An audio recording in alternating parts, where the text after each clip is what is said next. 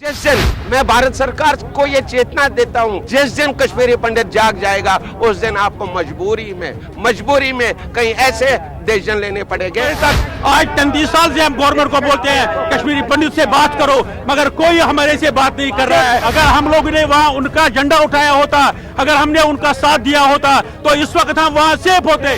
कश्मीरी पंडित का जो विस्थापन की बात है, ये कोई सियासी मसला नहीं है, ये पॉलिटिकल मसला नहीं है, ये इंसानी मसला है, हमारे हुकूकों का मसला है। हमारा जंग जो है गवर्नमेंट ऑफ इंडिया से है। भारत की राजनीति में कश्मीरी पंडितों के विस्थापन का मुद्दा एक बहुत अहम मुद्दा रहा है और भावनात्मक मुद्दा रहा है।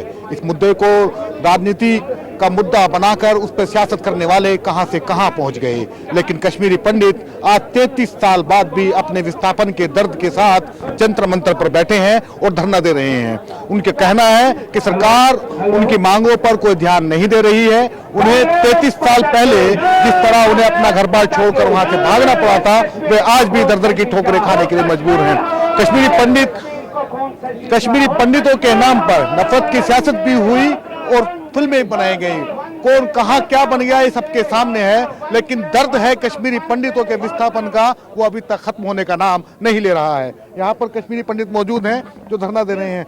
क्या सर, इतना लंबा दर्द है, 33-34 साल हो चुके हैं, इसका इलाज क्या है? इस दर्द का कौन सुनेगा? एक पीढ़ी बीत चुकी है, दूसरी पीढ़ी जवान होने को जा रही है, लेकिन विस्थापन का ये दर्द खत्म क्यों नहीं हो रहा? देखो रे, इसका ये एक बदकिस्मती अनफॉर्चुनेट है कि अपने भारत में ही जो हम हिंदू भारत बोलते हैं, इसी में इस वक्त हिंदू कश्मीरी पंडित दर की ठोकरें खाते हैं। अगर हम दूसरे कंट्री में होते, दूसरे का होता तो कहते कि हमें सुनने वाला नहीं है। सर का कहना है कि अगर हम दूसरे कंट्री में होते तो शायद हमारे मांगों पर ध्यान दिया जाता, लेकिन हम अपने ही देश में विस्थापित हो गए हैं। 33 साल से ज्यादा का वक्त हो चुका है, लेकिन ये विस्थापन ना दर्द खत्म हो रहा है ना ये दर्द खत्म हो रहा है।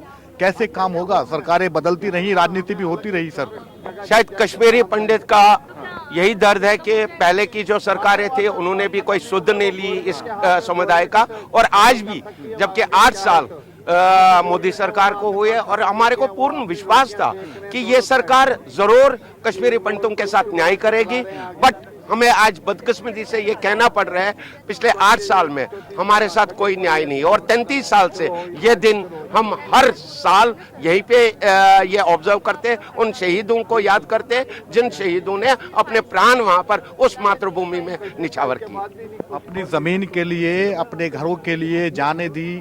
उसके उस दर्द को लेकर के कुछ लोगों ने राजनीतिक फायदे भी उठाए, फिल्में भी बनी, उन्होंने भी अपने कारोबार चमकाए, लेकिन ये आपका दर्द, इसका इलाज कौन करेगा? सर, मुझे लग रहा है कश्मीरी पंडित को अपना जो पिछले 33 साल से ये समुदाय अपने आप खड़ी हो गई, किसी सरकार ने हमारी मदद नहीं की।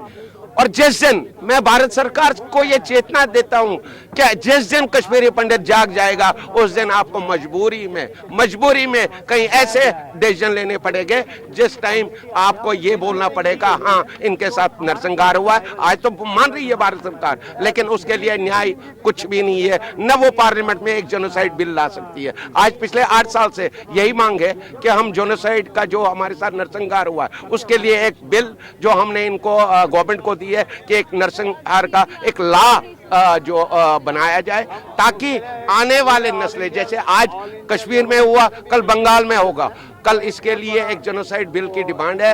और हम कश्मीरी पंडित यही न्याय कर रहे हैं, एक डिमांड कर रहे हैं पिछले 33 साल से कि अगर हम वहां पर जाएंगे तो अपनी शर्तों पे एक सेपरेट होमलैंड की रूप में, और कोई चीज नहीं चाहिए हमें। अच्छा, आपका जो दर्द है कश्मीरी पंडितों का दर्द, ये चुनावी भाषणों तक ही सीमित रहकर क्यों रह जाता है? राजनेताओं के यहाँ वो उस पर कोई सख्त कार्रवाई क्यों नहीं करते? क्यों नहीं बसाते इन लोगों को ले जाकर के वहां पर, जिनको जो अपना घर बार छोड़कर आए थे अपनी जान बचाकर? बिल्कुल, ये समुदाय एक छोटी सी समुदाय है, 4.5 लाख 5 लाख लोग हैं, और मुझे लग रहा है कि भारत सरकार को या किसी भी राजनीतिक पार्टी को हमारे वोट की जरूरत नहीं है। और हम अपने ही कंट्री में, अपने ही मुल्क में पिछले 33 साल से ये डिमांड कर रहे हैं कि हमारे साथ न्याय करो, हमारे साथ न्याय करो। वो न्याय नहीं हो रहा आज तक। इनका कहना है कि शायद लगता है सरकारों को कि हमारे वोट की कोई अहमियत नहीं है, इस वजह से हमारी मांगों पर ध्यान नहीं दिया जा रहा है। आपको क्या लगता है सर? देखो, मैं आपको बताऊंगा, कश्मीरी पंडित का जो विस्थापन की बात है, ये कोई सियासी मसला नहीं है, ये पॉलिटिकल मसला नहीं है, ये इंसानी मसला है, हमारे हुकूकों का मसला है। हम we want survival, we want identity, we want our home. ये कोई सियासी मसला नहीं है। पॉलिटिकल पार्टीज अगर इसको अपनी सियासी मसला बनाने के लिए, अपने वोट बैंक या किसी पर्पज़ के लिए इस्तेमाल करते हैं, हमें उससे कुछ लेना देना नहीं। हमारा जंग जो है गवर्नमेंट ऑफ इंडिया से है। गवर्नमेंट ऑफ इंडिया से हमारा जंग इसलिए है कि वह भी कॉन्स्टिट्यूशनली, जो हमारे कॉन्स्टिट्यूशन के, जो कॉन्स्टिट्यूशन ने हमें, constitution article 21 and rest of the constitution, उसमें जो हमें संविधान में हमको राइट्स दिए हैं, उन राइट्स से हमको महरूम कर दिया गया। एक्चुअली हम कहते हैं गवर्नमेंट ऑफ इंडिया को और प्रेजेंट गवर्नमेंट को एंड जो पास्ट गवर्नमेंट, उनको बोलते हैं कि ये सियासी मसला नहीं, बीजेपी को क्या करना है, कांग्रेस को क्या करना है। हमें बीजेपी, कांग्रेस, पीडीपी किसी के साथ कोई लड़ाई नहीं है। वी आर नॉट, क्योंकि हमारे सामने जवाबदेह है गवर्नमेंट, क्योंकि उन्होंने हमारे हुकूक आए हैं। जो हमें कश्मीर वापस लेगा वो भी गवर्नमेंट ही लेगा। इस वक्त हम मोदी जी को एज अ बीजेपी नहीं डिमांड करें, as a prime minister of India. He is a beloved prime minister of India, he is our beloved prime minister. हम as a prime minister of India Modi ji को, as अपने अमित शाह जी को as a beloved home minister of India, उसको हम appeal करते हैं कि इसको सियासी मसला मत समझो, पॉलिटिकल पार्टी से कुछ लेना, वो इसको वोट बैंक करेंगे, मगर उनको बताइए कि ये हमारे हुकूक की बात है, सर्वाइवल की बात है, आइडेंटिटी की बात है। हम चाहते हैं कि कश्मीर में हमें एक जगह बसाओ, one place at the land of Kashmir, एक जगह बसाओ, जो हमारी लैंड है, हमारा होमलैंड होगा, हमारी लैंड होगी, वन प्लेस सेटलमेंट होगी, उसको हमें बसाओ। हम नहीं चाहते हैं कि किसी का हमें पाकिस्तान दे दो, अमेरिका दे दो।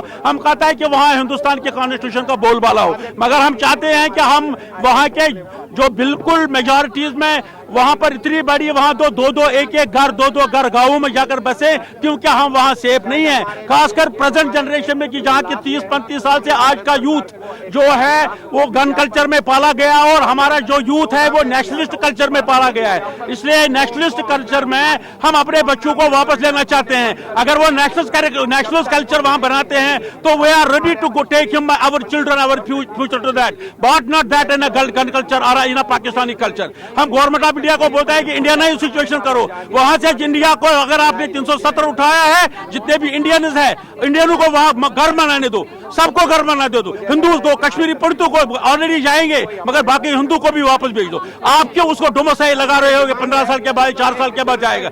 ऐसी बात नहीं होनी चाहिए। Allow every Indian to go, हर एक हिंदुस्तानी को हम मुलाजमत दे दो, वहां मुलाजमत बंद करो, उसको डोमिसाइल खत्म करके हमारे जो हिंदुस्तान का, कश्मीर को कागजों पर 370 खत्म मत करो, बल्कि आपको प्रैक्टिकली तौर पर हिंदुस्तान को, कश्मीर को हिंदुस्तान के मिला, प्रैक्टिकली तौर पर कॉन्स्टिट्यूशनली आपने बना दिया है, वो आपने सिर्फ कागजों पर सम्मित है, अभी वो आपने प्रैक्टिकल शेप में नहीं लाया है। मैं अपील करता हूं मोदी जी से, सबसे बड़ी बात है कि हमारा हमारे यूथ, हमारे बीमार लोग, गवर्नमेंट कोई उसकी तरफ से नहीं जाता है। एनहांसमेंट ऑफ द रिलीफ, कोई प्रॉब्लम हमारे गवर्नमेंट है, हमारे तक आज 33 साल से हम गवर्नमेंट को बोलते हैं कश्मीरी पंडित से बात करो, मगर कोई हमारे से बात नहीं कर रहा है। न मोदी साहब से हम 8 साल से दुआ लगाए हैं, जिस तरह क्या आपने हुर्रियत के साथ भी नेशनल कॉन्फ्रेंस ऑफ दुनिया से बात कर रहे हो, हमारा एक डेलीगेशन बुलाओ, उस डेलीगेशन के साथ हमारी बात करो, मगर कोई डेलीगेशन नहीं बुलाए। They are totally ignoring and isolating us. Why it is so? We are first class Indian, we have left everything for India.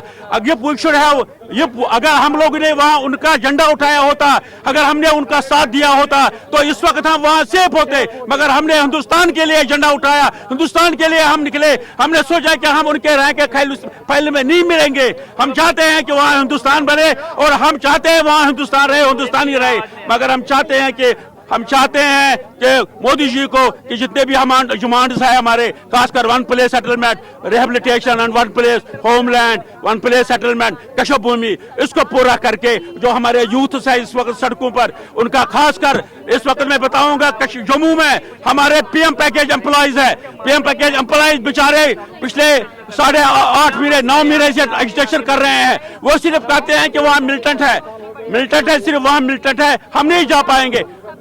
1989 से 2004 तक बराबर वहां पर कत्ल गारत हो गया है, पूरा कत्ल गारत हो गया। और हम बोलते हैं उनको क्या हुआ, वो पिछले 9 महीने से वो एजिटेशन कर रहे हैं, और 4,000-5,000 लोग सड़कों पर है और उनको बोलते हैं हम कश्मीर नहीं जा पाएंगे, वहां मिलिटेंसी है, अभी हमारे नौजवान मुलाजिमों को मारा गया है और हम अभी नहीं, हमें इस वक्त आप थोड़ा रिलोकेट करो या टेम्पररी जम्मू में अटैच करो या वर्क फ्रॉम होम करने दो, तब तक कि वहाँ हालात ठीक हो जाएंगे। नहीं कर रहे हैं, उनकी तनख्वाहें बंद कर दी गई है, वो फाका बस्ती में मर रहे हैं बेचारे, उनका कोई खाना नहीं है, उनके घरों में गुर्बत आ गई है, परेशानी आ गई है। हम मोदी जी से अपील करते हैं तो नौजवानों का तनख्वाह जो मुलाजिम है पीएम पैकेज एम्प्लॉय उनका तनख्वाह आप जल्दी जल्दी रिलीज करो और जितने भी अगर उनका है attachment for the time period करो। और हमारा ओवरेज यूथ वो बेचारा घर घर के ठोकरे, वो 5,000 4,000 10,000 रिलीफ पर क्या करेगा, जिसकी 4-4 5-5 फैमिली मेंबर है, उनको कहते हैं कि उनको आप वन टाइम रिलीफ दे दो, उनको आप लोन्स दे दो और वन टाइम रिलीफ देकर उनको एक रिलीफ दे दो, एड दे दो, ताकि वो खुद अपना घर चला सकते हैं। उसी के साथ हमारे एनहांसमेंट ऑफ कैश रिलीफ उन बेचारों को राहत दे दो। और इसी तरफ से आप जो बाकी हमारे यूथ है सेंट्रल डिपार्टमेंट में हमारी नौकरी दे दो, सेंट्रल डिपार्टमेंट में, रेलवे में, इनकम टैक्स में, उनमें हमारी नौकरियां दे दो। हमारे लड़के हमारा जो है वो पोटेंशियल रखता है, वो हिंदुस्तान को किसी दशा पर पहुंचा सकते हैं। हाँ, उपा मोदी जी से अभी तो और उम्मीद करते हैं कश्मीरी पंडित की जितने प्रॉब्लम्स में एक डेलीगेशन बुलाए और जल्द से जल्द हमारे डेलीगेशन बुला के हमारे साथ बात करें।